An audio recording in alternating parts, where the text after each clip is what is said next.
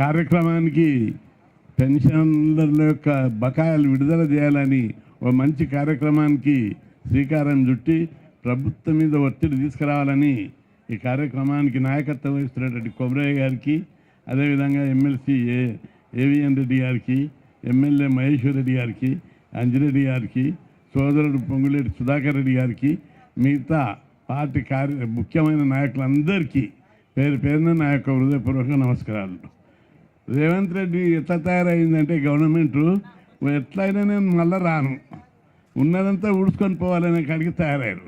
మంత్రులు కూడా ఎవరికి వారు ఇప్పుడు పెన్షన్ ఎందుకు రాదు చెప్పు, ధనిక రాష్ట్రం ఇది. మన తెలంగాణలో ఉన్నంత బడ్జెట్ ఎక్కడ లేదు. చూడండి మీరు, తర్వాత వచ్చే గవర్నమెంటు బీజేపీ గవర్నమెంట్లో బ్రహ్మాండమైన అవినీతికి తావులేనటువంటి పాలన జరుగుతుంది. పోయిన గవర్నమెంటు విచ్చలవిడిగా ఎమ్మెల్యేలు మంత్రులు 100 కోట్లు సంపాదించుకున్నారు. ఇప్పుడు కూడా ఓ 3-4 మంత్రులు, మిగతా వాళ్ళందరూ కూడా పోలీస్ వ్యవస్థను, రెవెన్యూ వ్యవస్థను అంతా చేతిలో పెట్టుకొని ప్రభుత్వ యంత్రాంగాన్ని దోసుకొచ్చినట్టు ఒకటే తయారయ్యారు వాళ్ళు. అందుకే బడ్జెట్ లేక మన పెన్షన్ డబ్బులు ఎక్కడ పోతున్నాయి? లీడర్ల జేబుల్లోకి పోతున్నాయి. నాయకుల జేబుల్లోనికి పోవడం వల్ల మీకు డబ్బులు రావడం లేదు. ఈ విషయాన్ని గుర్తు ఎరగాలి. ప్రభుత్వం యొక్క అవినీతిని అరికట్టాలంటే అది బీజేపీకి మాత్రమే సాధ్యం. ఎందుకంటే మోడీ నాయకత్వం లోపల దేశంలో అవినీతికి తావులేనటువంటి పాలన అంది వాళ్ళని కంకణబద్దులై ఒక క్రమ పద్ధతి లోపల శిష్టానికి ఎదురీదుతుంది. ఈ వ్యవస్థ లోపల అవినీతి ఘనీభవించిపోయింది. గత ప్రభుత్వాలు చేసినటువంటి వాళ్ళ యొక్క కార్యక్రమాల మూలంగా రాజకీయ వ్యవస్థ భ్రష్టు పట్టి అవినీతిమయమైపోయింది. దీన్ని తొలగించడానికి మోడీ ప్రభుత్వం సిస్టమేటిక్గా మీరు చూడండి, ముఖ్యమంత్రులను ఎక్కడ మహారాష్ట్ర తీసుకో, ఒరిస్సా తీసుకో, మధ్యప్రదేశ్ తీసుకో, ఏ రాష్ట్రం ముఖ్యమంత్రి అయినా అవినీతికి మరకలేని, అవినీతి మచ్చలేనటువంటి వాళ్ళందరినీ ముఖ్యమంత్రులను చేశారు. అవినీతికి తావులేనటువంటి పాలన అందిస్తున్నారు. ఇక్కడ కూడా ఈ రాష్ట్రం లోపల మొత్తం భ్రష్టు పట్టింది. ప్రజలే పల్లెటూరులో కూడా అంటారు, మాకు ఈ ప్రభుత్వం మొత్తం డబ్బు ఉండదు, దివాలా తీస్తుంది. కొన్ని రోజులైతే శ్రీలంక లేక తయారయ్యేటట్టుంది, నేపాల్ లేక తయారయ్యేటట్టుంది, మొత్తం కుప్ప ఉండిపోయింది. ఈ కాంగ్రెస్ ప్రభుత్వం, బీఆర్ఎస్ ప్రభుత్వం మొత్తం ఖజానా ఖాళీ చేసి లీడర్ ఇండ్లు చేసినాయి. కోట్లు సంపాదించుకొని ప్రజల జేబులు ఖాళీ చేసిర్రు. ఆఖరికి పెన్షన్లకు కూడా ఖాళీ చేసిర్రు. పెన్షన్ వాళ్ళ యొక్క డబ్బులు పైసా కూడా పెట్టి వాళ్ళు జమ చేసుకున్న పిఎఫ్ ఇతర డిపాజిట్లన్నింటినీ కూడా ఇవ్వకుండా తొక్కి పెట్టి వాళ్ళ ఉసురు తీసుకుంటే ఒక్కొక్క మొన్న గంటేడు ఉపాధ్యాయులు చెప్తున్నారు పరిస్థితి. అందరు చావు బతుకులు ఉన్నారు, అప్పుల పాలైనరు. బ్యాంకుల ఇండ్లు కట్టుకున్న వాళ్ళకి ఈఎంఐస్ కట్టలేకపోతున్నారు, అప్పులు కట్టలేకపోతున్నారు, వడ్డీలకు తెచ్చుకున్నారు. వాళ్ళ కష్టాలు చెప్పతరం కాని విధంగా ఉంది. చాలామంది నా దగ్గరికి వచ్చి అడుగుతుంటారు, అన్నగారు మా టోకెన్ వచ్చినాయి, అన్నీ వచ్చినాయి, మా బిల్లులు పాస్ కావడం లేదని. మొత్తం కమిషన్ ఇచ్చిన కాంట్రాక్టర్ల దగ్గరేమో 15-20% కమిషన్ తీసుకొని వాళ్ళ బిల్లులు చెల్లిస్తున్నారు. 100 కోట్లు 1000 కోట్లు. ఇక్కడ కాంట్రాక్టర్లు ఎవరు? మంత్రులే కాంట్రాక్టర్లు, ఎమ్మెల్యేలే కాంట్రాక్టర్లు. కంచే చేంజ్ వేసినట్టుగా లీడర్లు ఎప్పుడైతే అవినీతికి పాల్పడతాడో ఆ వ్యవస్థ ఎన్నటికీ బాగుపడదు. అందుకే ప్రజల లోపల మైండ్ మేకప్ అయిపోయింది. ఈ ప్రభుత్వాలతోటి మనం ఇన్ని రోజులు ప్రభుత్వం దివాలా తీసింది. రేపు ప్రజల దగ్గర ఉన్న డబ్బులు దోసుక తింటారు, మన దగ్గర ఉన్న డబ్బులు దోసుక తింటారు అని చెప్పి ప్రజలు ఫిక్స్ అయిపోయారు.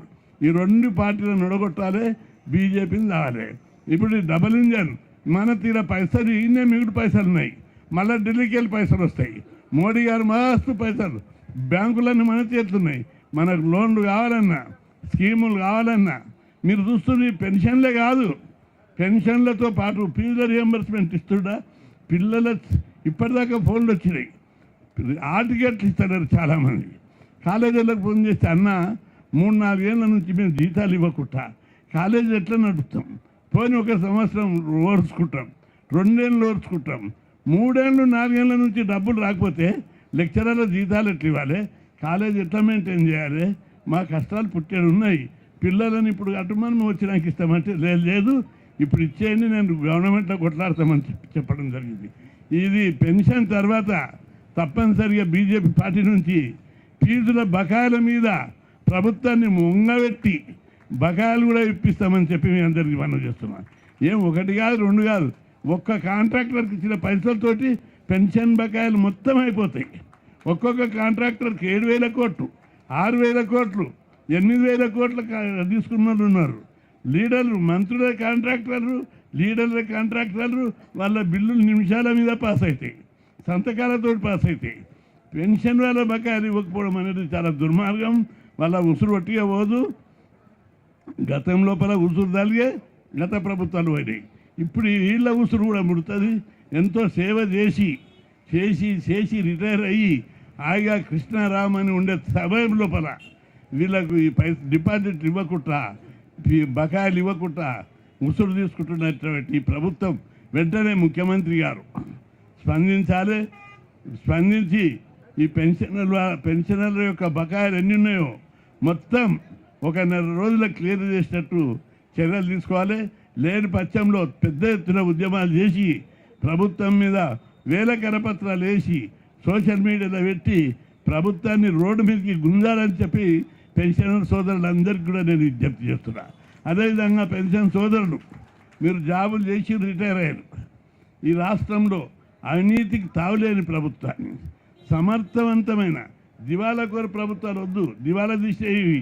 ఈ గత ప్రభుత్వం దివాలా తీపించింది, ఈ ప్రభుత్వం దివాలా వీళ్ళతో డబ్బులు ఎక్కడ ఉన్నాయి? సన్యాసి కొట్టుకుంటే బూడిది. ఇక్కడ డబుల్ ఇంజన్ ప్రభుత్వం, బీజేపీ సెంట్రల్లో డబ్బులు ఉన్నాయి, ఇక్కడ డబ్బులు ఉన్నాయి. రాష్ట్రం సంపన్నవంతంగా ధనికమైన రాష్ట్రాన్ని మరింత బలోపేతం చేయడానికి బీజేపీకి మద్దతు ఇవ్వవలసినటువంటి బాధ్యత మేధావులు, ఉన్నత అధికారంలో ఏది సమాజాన్ని ప్రభావితం చేసినటువంటి చోదక శక్తులుగా మీరు ఈ సమాజం లోపల ఇన్ఫ్లుయెన్స్ చేసి మన మీద మోరల్ నైతిక బాధ్యత మీ మీద ఉంది. మంచి గవర్నమెంటు, మీరు ఉద్యోగులుగా మంచి పాలన అందించారు. ఇప్పుడు మంచి గవర్నమెంట్ తీసుకురావడానికి మీ శక్తియుక్తులను ఉపయోగించి సమాజాన్ని ప్రభావితం చేయాలని, అప్పుడే నీతివంతమైన సమర్థవంతమైనటువంటి పాలన ద్వారా ఈ రాష్ట్రాన్ని శీఘ్రగతిన పురోగతి సాధించడానికి, అభివృద్ధి చెందడానికి, సంపన్న రాష్ట్రంగా చేయడానికి ఉపయోగపడుతుంది. కాబట్టి మీ బడ్జెట్ విషయం లోపల తప్పనిసరి పార్టీలు, ప్రజా సంఘాలు అన్నీ కూడా మీకు అండగా నిలబడతాయి. ముఖ్యమంత్రితో కూడా పార్టీ తరఫున మాట్లాడి తొందరగా విడుదలయ్యేటట్టు చేద్దామని మీ అందరికీ ఈ సందర్భంగా గుర్తు చేస్తూ, మీరు మాత్రం రిటైర్ అయినా మాకు ఏం బాధ్యత లేదని కాకుండా ఈ సమాజం లోపల మంచి పాలన అందించేటట్టుగా ఏ పార్టీ అయితే ప్రభుత్వాన్ని, బీజేపీ పార్టీ మోడీ నాయకత్వంలో అవినీతికి తావులేనటువంటి సమర్థవంతమైనటువంటి ప్రపంచ దేశాలంతా కూడా రాజకీయ కారణాలతోటి బురద తల్లుతారు. అది కాదు, ఒకటి రెండు గుర్తుపెట్టుకోవాలి. మోడీ ఎంత గొప్ప ప్రధానమంత్రి అంటే ఆయనకి ఇల్లు లేదు, ఊరు లేదు, సంసారం లేదు, భారతదేశమైన ఇల్లు, అవినీతి మరక లేదు. ఆయనకు అట్లాంటి గొప్ప యోగి ఈ దేశానికి ప్రధానమంత్రి లభించడము భారతదేశం యొక్క అదృష్టం. కాబట్టి అంత గొప్ప నాయకుడు.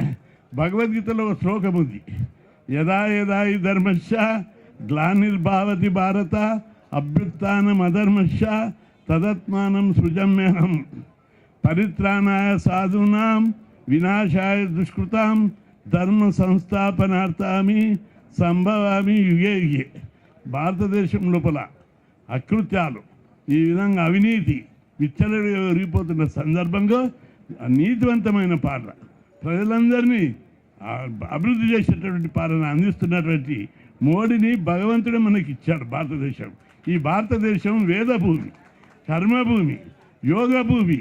ఇట్లాంటి భూమిని ఎప్పుడు మనమంతా చరిత్ర అంతా సనాతన కాలం నుంచి, ఆది కాలం నుంచి చూస్తుంటే మహర్షులు, అనేక మంది గొప్ప గొప్ప ఋషులు, రాజర్షులు, మునులు పుట్టినటువంటి ఈ వేదభూమిలో తప్పనిసరి యోగి ఆయాం లోపల మనమందరం సుఖవంతమైన, కష్టాలకు తావులేనటువంటి, ఆకలికి తావులేనటువంటి ప్రభుత్వం ఏర్పడుతుంది.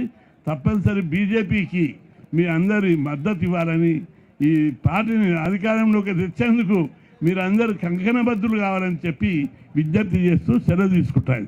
జై హింద్.